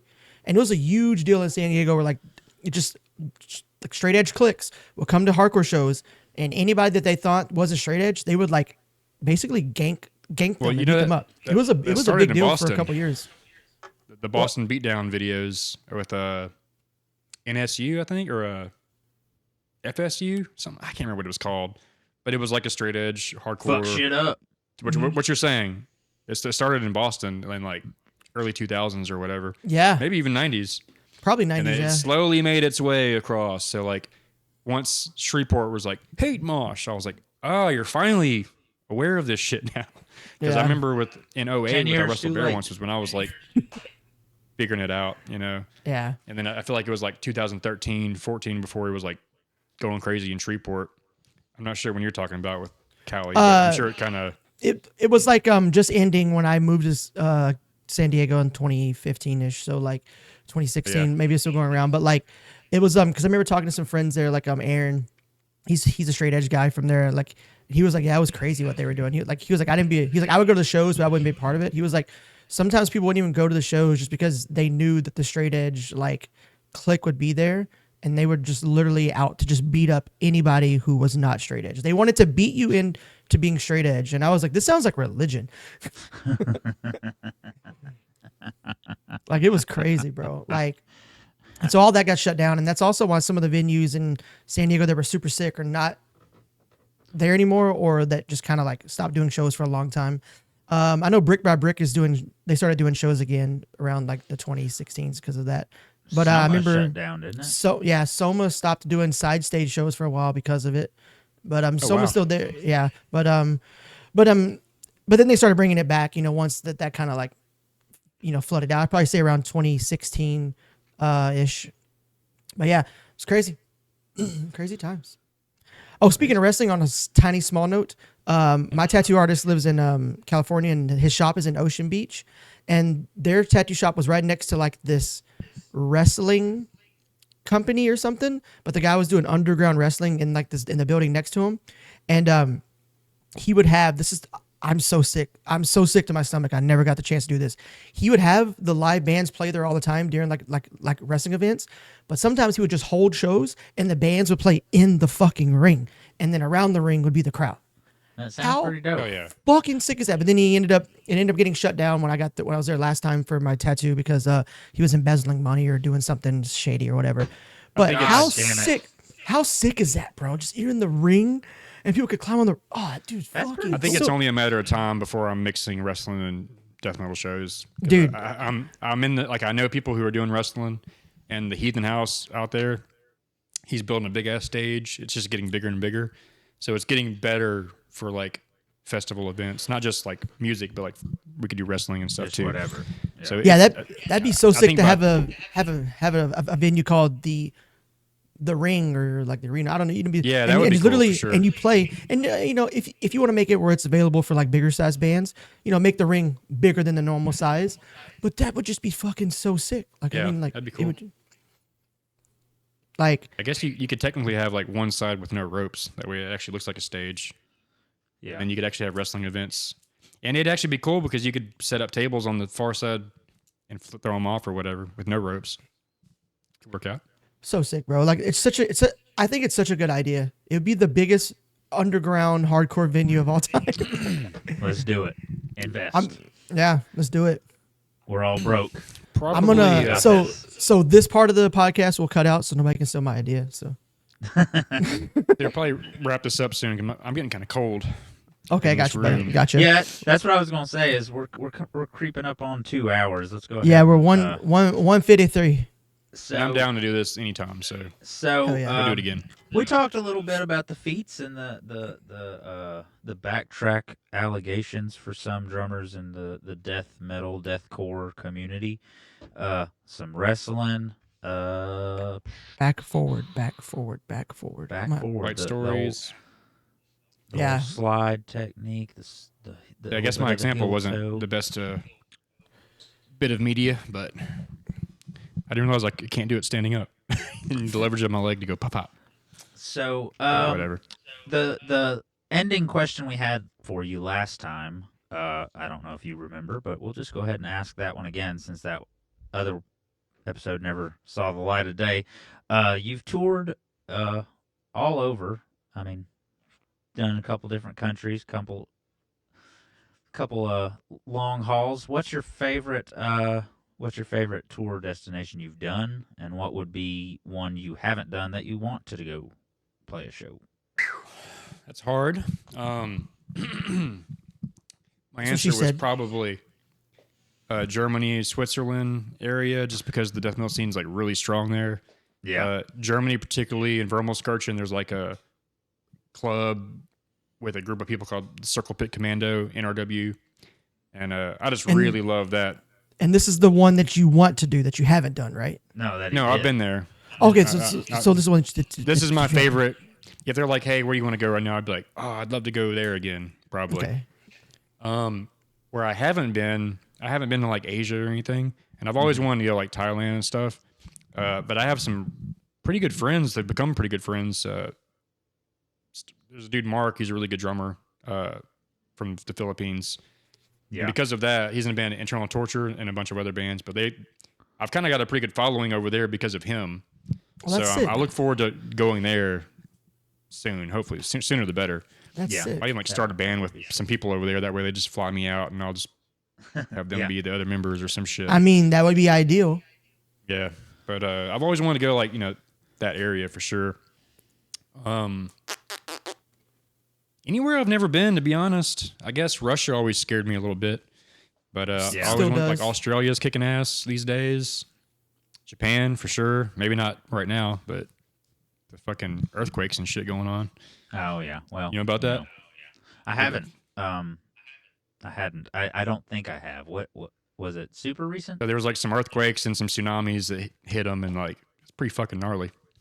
Like why last does week or Japan something. always get hit with tsunamis? I know, dude. Well, because they live on that fault line and they're an island. You know, anytime there's a earthquake, I know, but like there's a chance of tsunami in the ocean. Nobody else gets hit as much, but I mean, obviously, you just gave the science why. But I think I was just thinking in general. Duh.